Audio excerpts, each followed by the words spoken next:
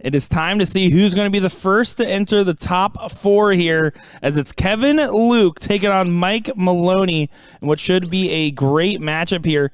And I'm looking forward to seeing it. My name is Nick DiChiria, joined by Gordon Dixon. Gordon, what are you thinking about this?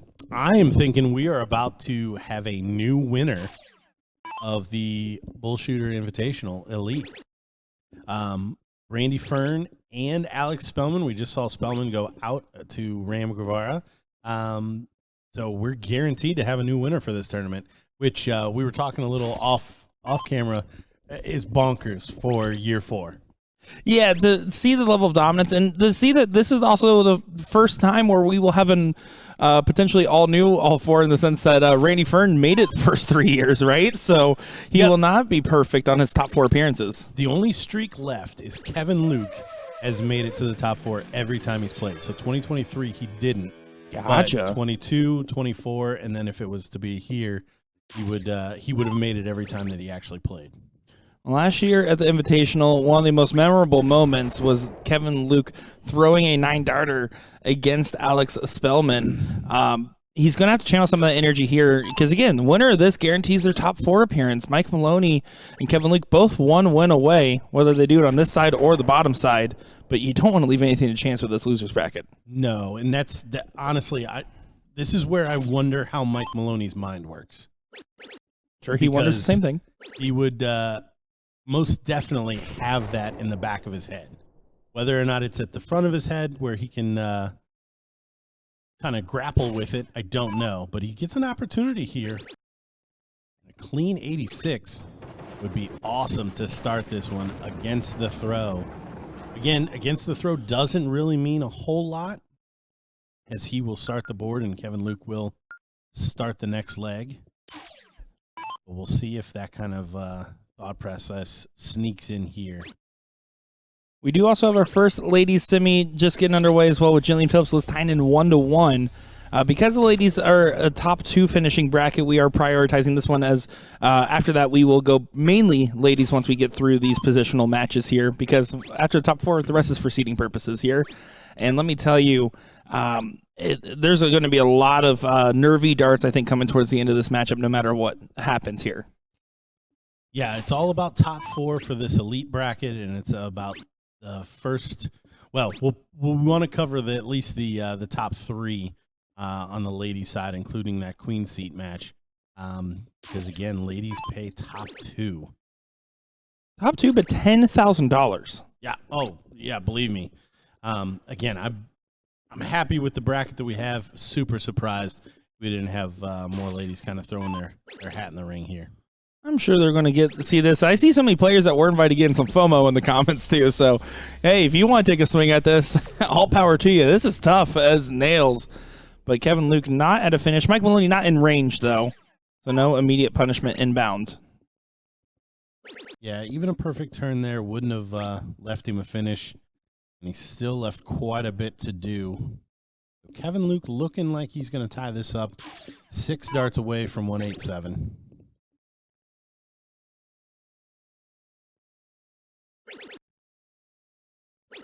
And perfect tee up there from FKL. The F is for friendly. Leaves it at 40.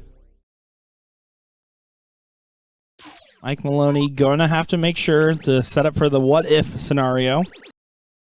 He will. It's the 150. Now you have to hope for an error that Kevin Luke's not willing to give, trying to make this 1-1.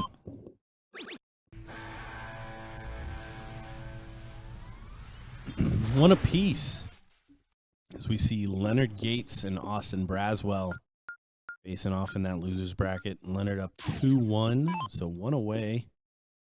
Winner there will take on Ryan Farrell. Ram awaiting his next opponent, which is the winner of Jason Watt and Bob McCoy. Woo. So another big name matchup there. Kevin resetting himself real quick. Sees an early opportunity with just a 1 trouble visit from Mike. Stays as an opportunity as his 406 plays 401.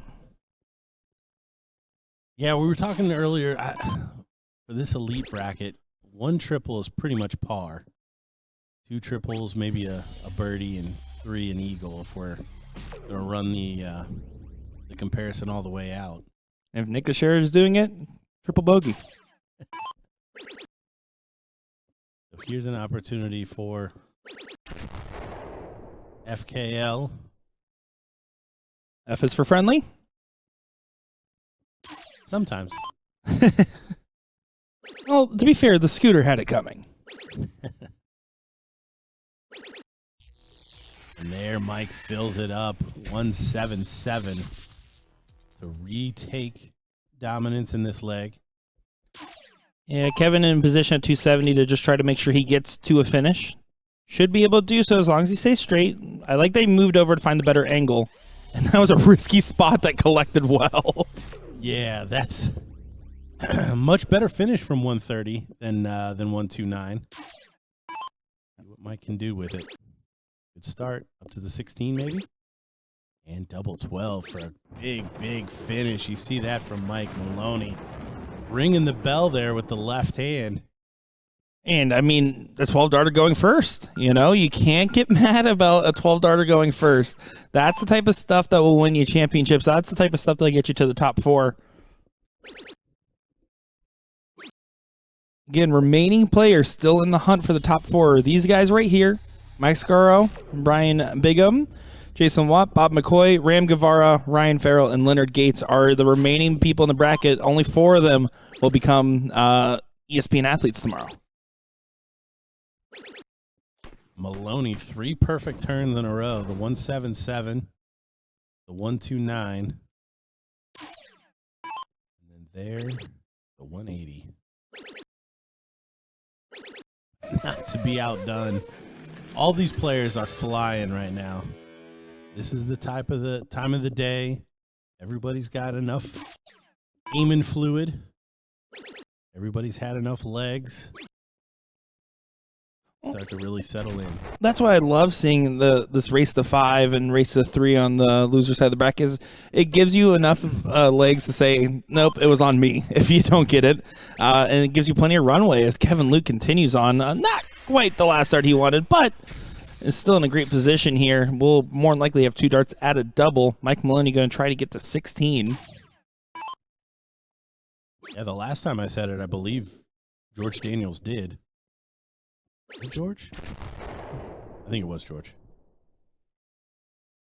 Not quite as good, but I'm sure he'll take that 56 if he gets a whack.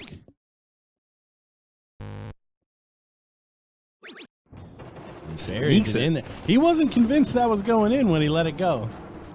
Well, it was also just an awkward angle. He had to get under that dart, and that's not a thing you normally want to find yourself trying to do. I do want to say, pretty impactful losers side matchup on the ladies bracket over here with Meredith McGee and Caitlin Myers. I think there's, especially with Caitlin being up 1-0 in that matchup. Jessica Melton, Kaylee Beer, we haven't talked about her too much. And of course, Jillian Phillips up 2-1 over Liz Tynan as Paula Murphy and Becky Najedlow just getting underway. And there we see a slip from Mike early in this 5th leg.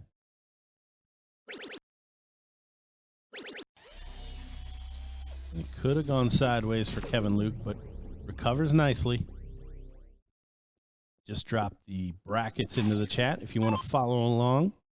Anybody that we're not chatting about or giving updates. An off leg. Let's just call it an off leg from Mike Maloney. Kevin Luke taking the darts here. Not taking him very far. That last start helped, but he wanted more. Yeah, that was a savior. I mean, 180, you got to always look at what perfect darts are to leave a finish. Good recovery after the first one, but still a lot of work to do. And it's really a dogfight between these guys right now. That's a great shot from Kevin Luke with the 174. Tease it up with, again, you have to think in perfect. I like that mentality there, Gordon, because setting up the Shanghai means Mike Maloney is playing against his own darts. A bit unlucky there. You saw that dart physically kind of bounce up a little bit. outside chance if this 120 doesn't go. And Mike Maloney has been clinical. He has finished extremely well. But double top doesn't get it. Must go to hold for Mike. 1-4-3 in a dream. Oh, double 16 for the 1-4-3. No, it goes outside. That's the first time we haven't seen him collect on a big shot like that, though. And if you're paying attention to those ladies, Ladies. Phillips up 3-1 on Liz Tynan. And Kevin Luke up 3-2 on Mike Maloney. Yep.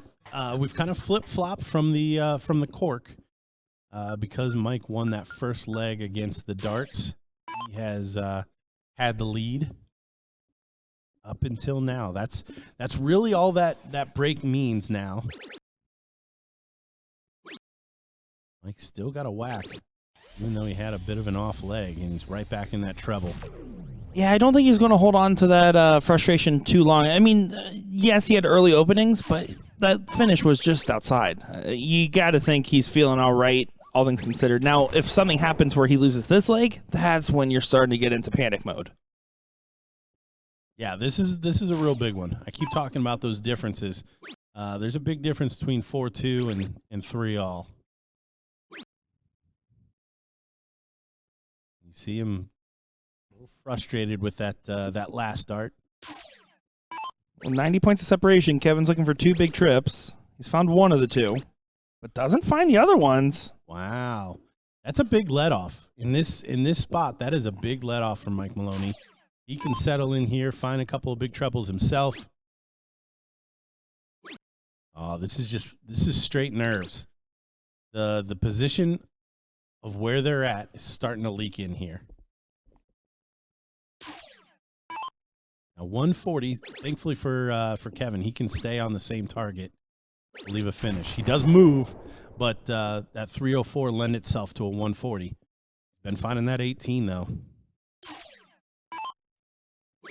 Yeah, it's teed up well. Will Mike be able to get into position? He's struggling so far. And again, he's been taking these big shots out because he keeps struggling on this phase of the game. Right there, only 60 for a 138 does not put a lot of pressure on Kevin for the 170. He's still going to swing it, but now it's not as much heat on it. Oh. You thought so. See the clap of the hands. So 138. We saw a big opportunity. Shot is on. Shot is on. Oh, and he doesn't get it again. So missed shot from 143, missed shot from 138. And Kevin Luke to take a 2-leg lead in this semifinal. Looking to go one away from booking his spot. Not yet. Does get it on the last right at the corner hole. Oh, Kevin Luke, you're on the run. Mike Maloney starting to have his fears become a reality once again.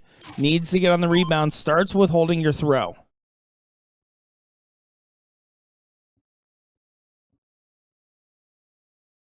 Mike using his triples at the end of the match, at the end of the legs. Did you get to see Mike Maloney back at National Darts Day on June 29th? Set a couple records there for speed cricket, double distance bullseyes. Lost the charity exhibition to Bob McCoy there, where Bob McCoy in the last league decided checking out a 168, by the way. That's not an out. It is in Master. It is in Master. Not an out here today. Already with some work to do here. And then back-to-back. Actually, he's got to win the last 3 legs of this match to take it home. Good recovery after that second dart. But Kevin going to feel comfy here in the driver's seat. Yeah, moving around the board, finding the big trebles. Kevin's living large right now, and he is feeling good about the positions he's in. Do you have an update there? Bob McCoy is knocked out 3-0 by Jason Watt. So it's Jason Watt, Ram Guevara, bottom side Ryan Farrell, Leonard Gates. Those guys there, 2 wins away from getting to the top 4 out of those 4 people mentioned.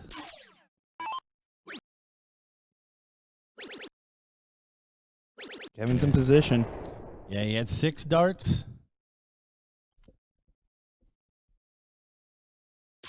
Mike Maloney going to try to put as much pressure as he can on that 90.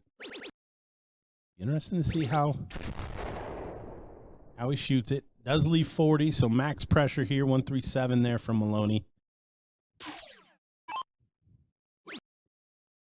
Stay on that 20. Oh, and he's not even going to shot. He walks the last start, doesn't set up. Mike Maloney will more than likely extend this to at least one more leg.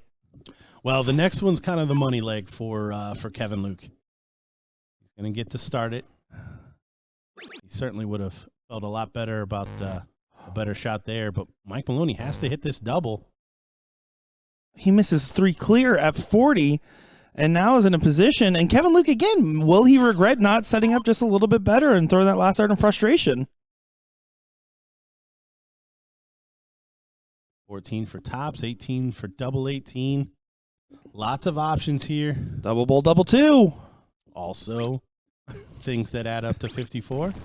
And he smooth strokes the 54, 14 double top. And you see Kevin Luke, a first guaranteed spot in tomorrow's ESPN coverage. 3 for 3 times playing it.